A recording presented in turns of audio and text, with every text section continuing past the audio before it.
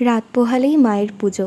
আমি তোমাদের আগে একবার বলেছিলাম যে আমাদের বাড়িতে ৬ মাস অন্তর অন্তর মায়ের পুজো হয়। তবে কার্তিক মাসে শুধুমাত্র শ্যামা মায়ের পুজো হয়, আর বৈশাখ মাসে রক্ষাকালী মা এবং শীতলা মা এবং রক্ষাচণ্ডী মায়ের পুজো হয় একসঙ্গে। এই দেখো প্যান্ডেল করা হয়ে গেছে অলমোস্ট। আমার যে কি ভালো লাগে প্যান্ডেল করা দেখতে। এরপর লাইট টাইটও লাগিয়ে নিয়েছিল, আর দেখো বক্স সহ সব কিছু আনা হয়ে গেছে। এখানে পিতলের জিনিসপত্র মাজা হচ্ছিল। এই দেখো মা, এই মায়ের বিসর্জন হয়ে যাবে এখন, তবে চিন্তা নেই, ৬ মাস পর মা আবারও আসবেন। এই দেখো ওরা সবাই বিসর্জনের কাজ করছিল, আর ভিজে কি অবস্থা। এরপর মায়ের বিসর্জন হলো। মায়ের বিদায়ের সময় আমরা খই ছেটাচ্ছিলাম, তখন কিন্তু খুব মজা হয়।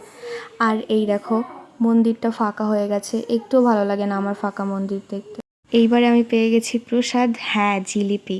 এরপর রাতভর চলেছে মায়ের সাজসজ্জা, শাড়ি পরানো ইত্যাদি।